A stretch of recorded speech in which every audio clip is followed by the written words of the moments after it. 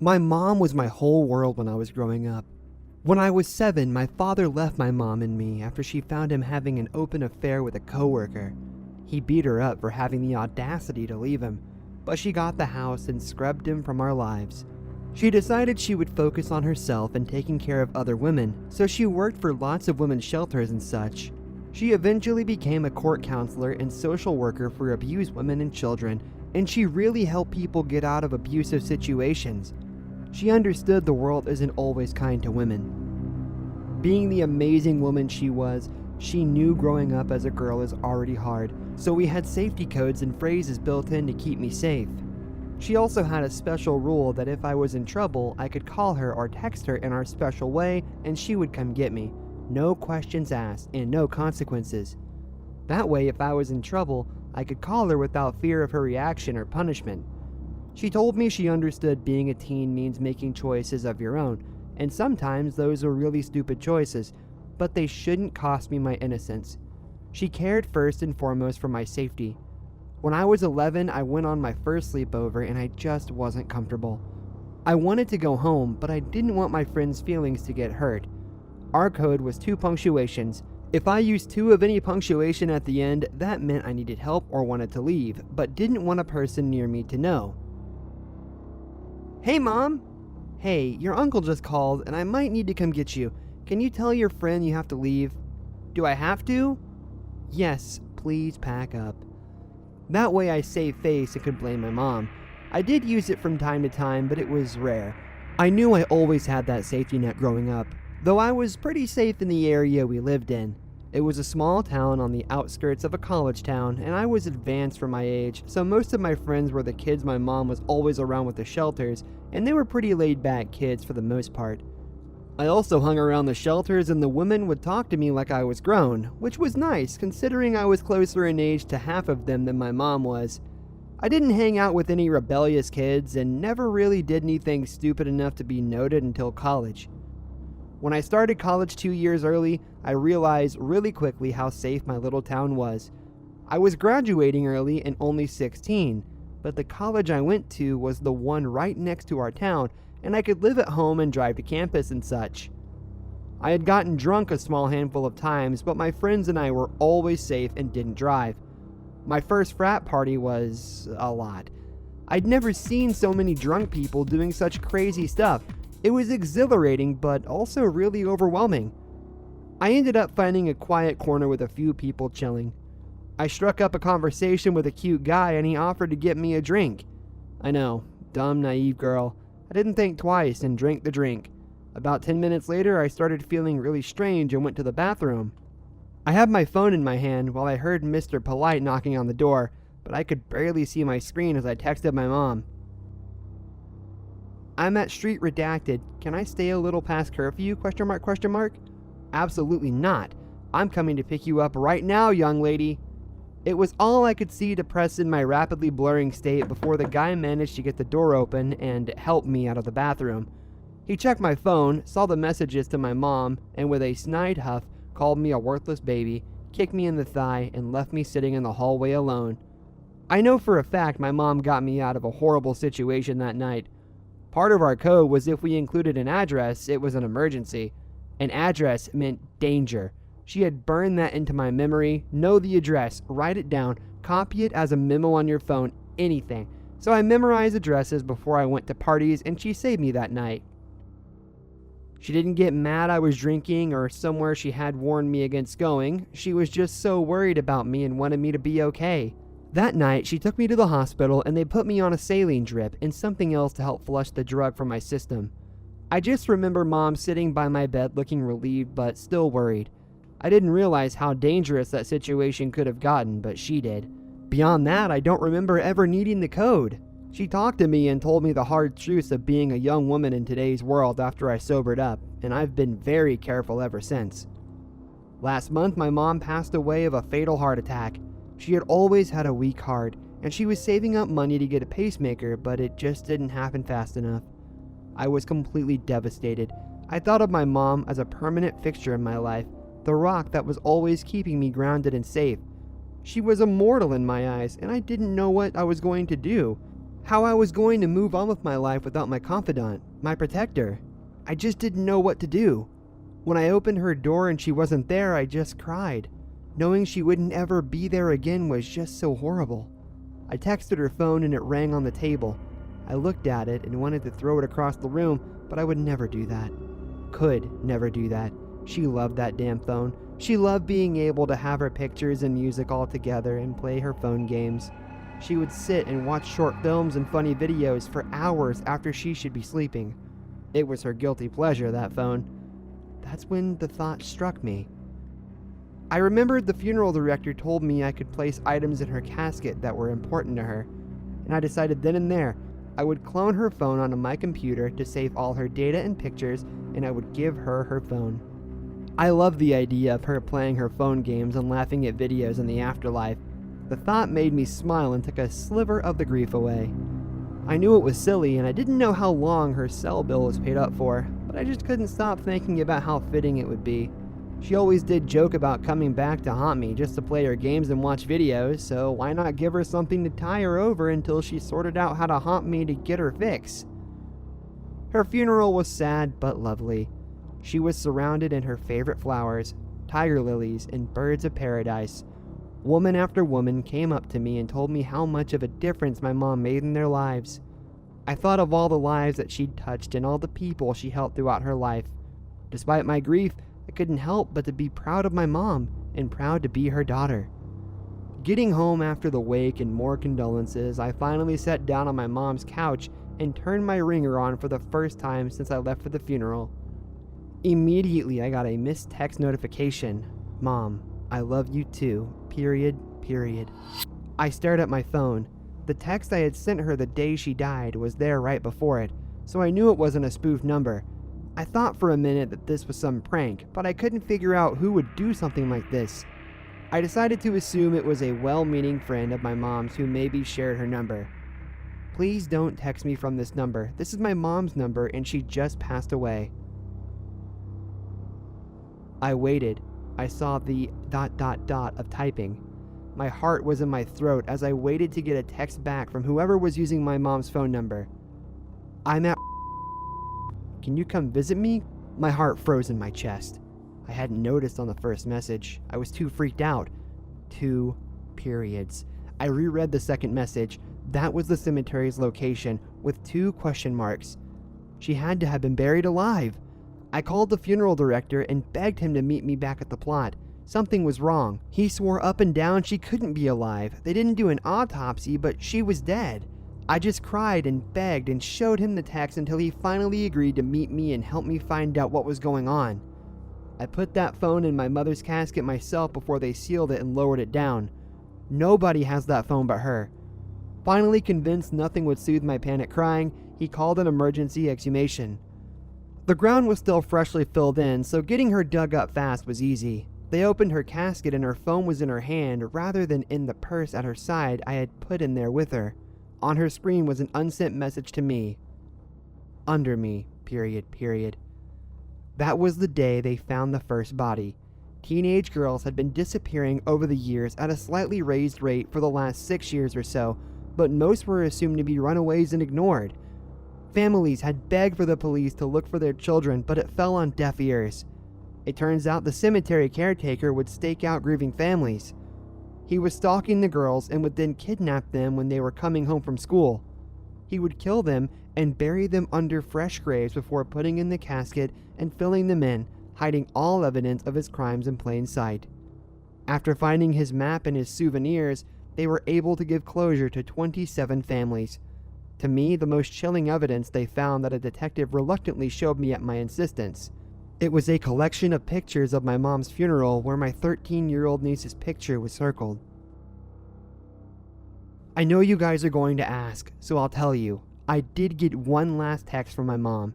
It was a week after all the media calmed down and I was able to return to my grief.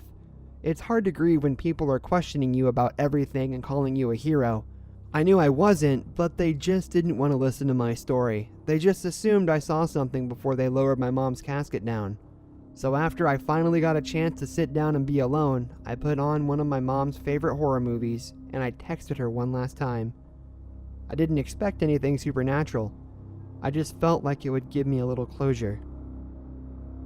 I love you, Mom. I miss you so much. I hope you're happy wherever you are now. I set my phone down and wiped away the tears that were flowing freely. This movie was still as good as the first time she showed it to me, and it's cathartic to feel these emotions. I was genuinely startled when my mom's text ringtone went off. I love you too, honey, and I am. "911, what's your emergency?" Hello? Yes, I'm in a plane and... It's... "Hello, ma'am. What was that? Did you say you're on a plane?" Yes, I'm on a plane. I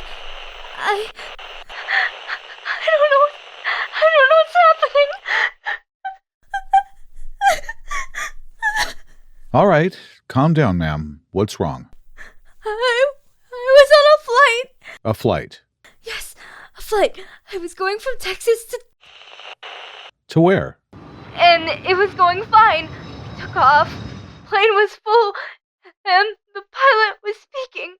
Giving us the rundown. You know, you've been on a plane before, right? Yes, I have. What's the issue, ma'am? Well, it was nighttime and the flight had a few hours, so I figured I'd go to sleep and then... It's okay, ma'am. What happened when you tried to go to sleep, ma'am? I went to sleep, but when I woke up, the plane... Ma'am, it's okay. What happened when you woke up? The plane was completely empty. Empty? Yes, the plane is completely empty and my son... My God... My son is gone and I don't know where he is. It's okay, ma'am. I'm sure your son is fine. The plane is completely empty, and you're still in the air. Yes, and as far as I'm aware, the plane hasn't landed at all. I woke up and it's empty. Okay. Well, then who's flying the plane? That's the other thing. The plane... It isn't moving. Not moving? It's completely stationary in the air. The plane isn't moving, but it's in the air. Oh God, what's happening to me?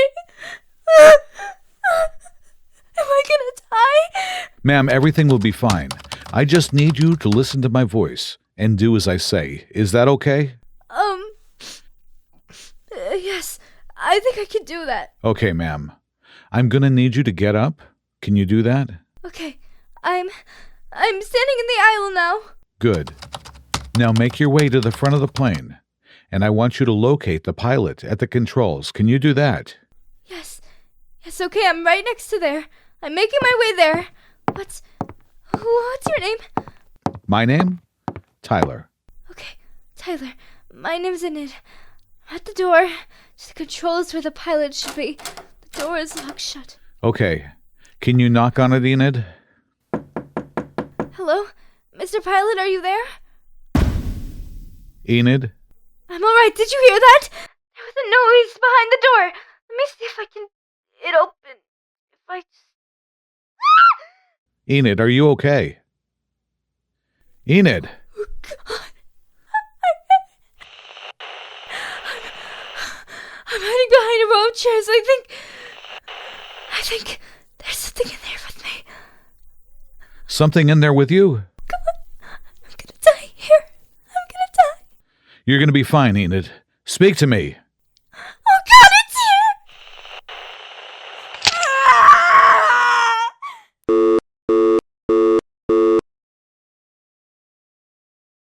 The moment I crossed the door's threshold and stepped onto the unstable wooden floor, I felt my bones quiver. My friend's laughter was like ribbons tying knots at my throat. "Come on, it's been abandoned for years," they teased, charging ahead into the living quarters of the old, unstable house. I was surrounded by peeling wallpaper, molding floorboards, furniture dating from the 50s, and old newspaper articles were peppered across the entire property. It felt like walking into the heart of a grave. Everything slowly fading away, a memoriam to someone who'd once lived. Now it was nothing but a playground for the morbidly curious. I took another step in, but remained close to the unhinged front door. I was cautious, but apparently not cautious enough to decline this invitation. Cassie and her fiery mane of red hair popped up beside me. I hadn't seen her coming, let alone heard her. Her presence made my body jolt to attention and my heart jump into my throat. "Don't be afraid. If there's a ghost, it can't hurt you," she whispered, a playful glint in her eyes. Cassie's confidence was intoxicating, much like her personality. She was everything I aspired to be. The word hung in the air like a bad smell. Ghost. Of course that didn't exist. But the fact that she mentioned it made the hairs on my arms rise. I laughed nervously, as if the gesture alone would shake my nerves. That's when her fingers laced with mine. My eyes widened. I looked at her with surprise, but she smiled innocently and pulled me further into the house. The deeper I ventured, the thicker the air felt. I was being crushed beneath my fears and the musky smell of rotting wood. Cassie let go of my hand and turned her attention to the small trap door in the middle of the floor. "Girls," she called out, her voice laced with excitement. I wanted to turn away and run. I could see the exit out of the corner of my eye from here. Yet somehow, I turned my attention to the trap door that was slowly being peeled open. A set of narrow stairs led straight down into an ocean of darkness. My eyes could not form anything past them. I swallowed. "We should probably leave," I spoke, but my voice was too timid. It must have been because Cassie followed with, "I'll go down with my phone and see if I can find anything cool." Her smile was devilish, as if she enjoyed the taste of fear on my tongue. I wanted to interject, but by the time I swallowed, she was already halfway down. The others were giggling around the hatch, and I stood there, watching her small frame getting devoured by darkness. That's when I saw it. Eyes. Glistening, golden eyes right behind her, in the corner, swimming in the dark. The only element of light piercing through the velvet black. "Cassie!" I shrieked. The hatch closed. The girls jumped back, but I stumbled closer. "There's something in there!" I begged my fingers, attempting to pull the hatch open frantically.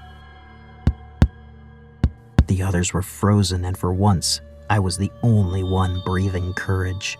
"Who closed it?" one of them whispered. It closed on its own," the other's voice replied in a quiver. One of them laughed nervously, but all of that was background noise compared to the beating of my own heart. "Cassie, say something," I begged, banging on the hatch. The silence was deafening. There was nothing worse than silence. At least if she'd screamed, it would have confirmed something had happened. With silence, it leaves it up to your imagination. Why was the hatch not opening? Why was I drowning in Cassie's silence? I fell back in defeat, sitting, my fingers raw from clawing at the wooden hatch, splintered and red. The hatch flies open, and roaring laughter as sharp as a blade's edge spills out. My eyes widen in shock as Cassie's smile emerges from the pooling darkness. She's laughing, howling even. "Got you guys," her words echo in my mind as I blankly stare at her face. I blink, shock washing off of me in waves. I had fallen back, but picked myself up quickly. I was ready to run, the adrenaline rushing to my heart. In her arms, she cradled a small, yellow-eyed cat. I finally allowed myself to breathe. The moldy air rushed back into my lungs, and my face heated up. I could imagine I was red with anger, red with embarrassment, red with shame. Had I really thought? I cleared the idea from my mind, purged it. Another hour passed, and we stepped out of the bus. I had yet to say a word. The others laughed so much they might have broken a rib. I, on the other hand, remained silent. The same silence Cassie had so gracefully offered me earlier. The girls had collected old books from the house. Some of them had jewelry, and Cassie had the cat. We sat at the bus stop, waiting for a transfer to go to the animal shelter. We browsed through the photographs we had taken from the house. I watched the screen flip between the pictures absent-mindedly. My heart still hadn't recovered. There was a picture of the living quarters, with the shredded cotton blinds, the damaged old chairs. Some of the girls were in the picture, and behind them, I noticed strings of blue light. With every new picture, it looked different. There were golden and pale yellow hues entangled with them. I raised an eyebrow and leaned in. "What's that?" I asked as she swiped to another picture. In this one, the lights looked like they formed the shape of a man sitting on one of the chairs. "Oh my God, that looks like a person," one of the girls exclaimed. I took the camera and quickly scanned the pictures. The next picture was of Cassie descending into the basement. The light formed a hand near the hatch. I quickly swiped again. The last picture was of Cassie in the basement before the hatch closed. I spotted the yellow eyes instantly. But what I hadn't seen until now was the smile forming in the other corner of the room. I looked up from the screen to Cassie. She looked at me, and on her lips hung the same smile. I think you were grinding your teeth again last night. My boyfriend places coffee for me on our kitchen table. It's cold this morning and I wrap my hands around the mug. Eek, that's so weird. I can't tell that I'm doing it. How can you tell? It's like a clicking noise, like chattering. He passes me cream from the fridge. It's kind of rhythmic too. I say it's grinding because I'm not sure how else to describe it. It's like you're knocking your teeth together. He holds his mouth open and drops it closed. It's like nails on a chalkboard, and I shudder. Ugh, that is so strange. I'm going to have to tape my mouth shut or something. He gives me a side hug. "I still love you," he says with a wink. He sits down, pulling out his phone to read the news. This is our morning routine, the same one we've had for the past year of living together. I wonder if it's my retainer or something, I continue. Maybe I need it adjusted, or it's bothering me in my sleep. I do actually feel like my jaw has been a bit tight lately, or something. Could be. You could always call your doctor. Orthodontist, I correct. I haven't been to one in years, though. I mean, I got my braces off all the way back in middle school.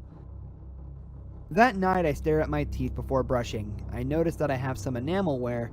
I've always had it worse than most. My dentist tells me it's because I have an overbite, but now I wonder if I've been grinding my teeth my whole life, too.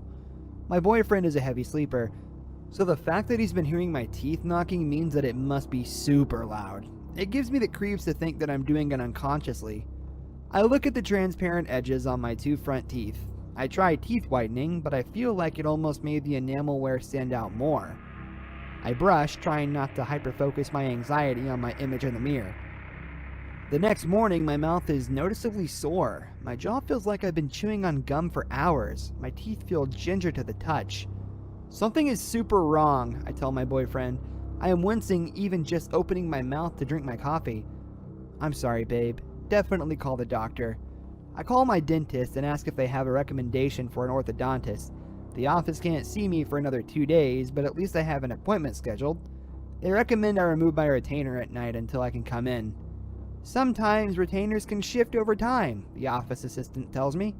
It can be anything from it getting knocked around to exposure to hot temperatures to biting down on it too much. It's possible that it just needs a bit of readjustment. But we'll still want to look at you to make sure nothing else is at play.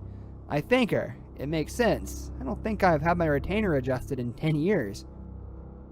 That night, I gasped to see that my teeth look different. The enamel wear is significantly worse than it has ever been. I'm near tears. I start looking up the cost of dental caps online. It's expensive and I feel sick with anxiety. It's not that bad, my boyfriend says, looking at my mouth. You're probably just stressed. Maybe you'll feel better in the morning not wearing your retainer. The next morning, I am no longer in pain. Relief floods through me. I roll over, but my boyfriend is not in bed. This isn't terribly abnormal, as he is an early riser. Good morning, I grumpily mumble as I make my way to the kitchen, but there is nothing. I head to the bathroom, wondering if he is taking out the trash or something. I freeze. There is dark red smeared around my mouth. The room smells of iron. I realize with horror that it must be blood. I realize that I am stuffed, completely and utterly full, as if I have just eaten a feast. I feel the gurgle in my belly. I open my mouth. A little clump of hair juts out of my sharp razor-like teeth in the back of my mouth. I call my dad. "Oh shit. How long ago did you last see the orthodontist?" my dad asked on the other line. "I don't know, maybe a decade?" "Damn it. You're supposed to go in every 10 years or the suppression wears off. Lesson learned, I guess. Anything left of him?" "No," I say, sobs starting to build on my chest. "Okay, good. It's better that way. Don't worry about it. Let me call my guy. They've handled these types of emergencies before." "How long will it take my teeth to go back to normal?"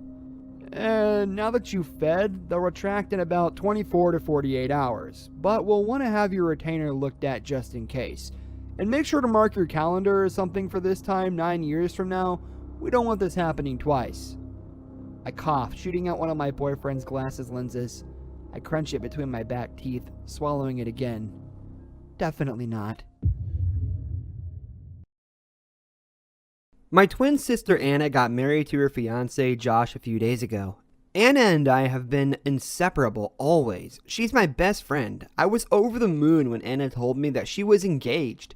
When she asked me to be her maid of honor, I was almost as happy as she must have been when Josh asked her to marry her. On the day of the wedding, I had a doctor's appointment and went straight to the church from there. When I arrived, I met up with the other bridesmaids. I was surprised to see that they weren't wearing the pink dresses Anna had picked out. Instead, they were all wearing long black dresses. I was still wearing jeans and a blouse, and Lillian, one of Anna's friends, asked rudely, "You're gonna change, right?" I told her of course I was. I brought my dress with me. When I got back in my dress, they all looked at me in shock. Lillian snapped at me. "What the f*** do you think you're doing?" I was so confused. Though I was supposed to be maid of honor, the bridesmaids would not let me talk to Anna at all. Instead of being with my sister on her wedding day, I had to sit in the back of the church. Even our mother agreed that I was not to go to the front wearing the dress. I honestly don't remember much of the ceremony. I was ashamed about apparently wearing the wrong dress, so I just sat in the back and kept my head down. All I remember is everyone crying a lot. When we arrived at my parents' house for the reception, I went to the fridge to get some beer I had bought. Now, I know that beer is not exactly festive, but it was the brand Anna and I had drunk together when I turned 18. My parents caught us back then and were really angry, but I thought everyone would find it funny now. I was sure Anna would. However, when my mom saw me with the beers, she grabbed them from me and angrily told me that I was disrespecting Anna. I said that I was sure that Anna would find it funny. My mom replied that I was out of line. I know that a wedding is a serious thing, but everyone was so solemn. You're supposed to have fun too, right? Everyone at the reception was acting strange around me, like I had done something really wrong. Every time I tried to talk to someone, they just left me standing there. Some people even seemed to look at me pitifully for some reason, but they would still not talk to me. The worst thing was that Anna kept avoiding me too. She looked really glum, which was strange because she had been looking forward to her wedding so much. She seemed to be making the rounds, but I never saw her talking to anyone. I finally decided to confront her. I told her that I was sorry about the dress, but that she hadn't told me about the change and I didn't know what I had done wrong. She didn't answer, but looked at me with a look of disdain that she has never given me before. I then asked her why she wasn't with Josh and whether anything had happened between them that was upsetting her. She told me, "I'm not here for Josh. I'm here for you." I have no idea what that was supposed to mean. There was one thing that happened a few days before the wedding that I should mention. Anna didn't want a bachelorette party, but her, me, and a couple of friends went to get drinks to celebrate a little. That evening, I really messed up. I was to be designated driver. At first, I only drank virgin coladas. The others were getting more and more drunk though, and they seemed to have a lot more fun than I did. I thought that 1 or 2 cocktails wouldn't hurt. The others were too drunk to realize what I ordered. At the end of the night, I was more tipsy than I realized and ended up crashing Anna's car. Fortunately, nothing major happened. Anna only got a few scratches and I bumped my head pretty badly, but other than that, we did not have any injuries. Anna was really mad at first, but I thought she would have gotten over it by the wedding. My parents were really mad at me too after the incident. They cried a lot after the police told them what had happened. I think they were really disappointed in me. Josh came over that night too. Even he cried. I think he was really upset that my sister got hurt, even though her injuries weren't bad. I still feel really guilty about drinking and driving, and maybe the accident is the reason why everyone is acting so weird around me. Maybe Anna is still mad about it, but I feel she could have told me that instead of not telling me about the change of dresses and then being angry that I didn't know about it. The worst thing happened after I went to bed after the reception. I had just fallen asleep when Anna came to my room. She was still wearing her wedding dress. The white fabric almost seemed to glow in the darkness of the room. There were dark stains on her dress. By the looks of it, she had spilled red wine down the front. I think she must have been drunk because she started talking about how I had ruined everything, how it was all my fault. Now she would make me regret it for the rest of my life. Her face was distorted with rage. It almost looked unhuman. I was in shock. Her voice sounded weirdly raspy. Anna is a stress smoker, so I guess she had gotten drunk on wine and smoked a few cigarettes. I started crying and asking her what she meant. She let out an unearthly shriek and jumped at me. She raised her hand as though to hit me, and I instinctively closed my eyes. But she must have missed me because all I could feel was a gush of cold air on my face. When I opened my eyes again, she had left. I woke up several times during the night and heard her wailing every time. Not just crying, wailing. The next night, she suddenly stood next to my bed. She was just standing there, wailing and showing no reaction when I tried to talk to her. I must somehow have fallen back to sleep with her standing there. I don't remember her leaving, just that she was suddenly gone. Since then, she has come to my room every night. Every time she wears her stained wedding dress. I don't know why she's tormenting me. I've been meaning to talk to her about it during the day, but she's always left the house before I get up. She just comes to my room at night, berating me, crying, and telling me that she will never let me have peace again. I told my parents about her behavior, but they refused to have a talk with her.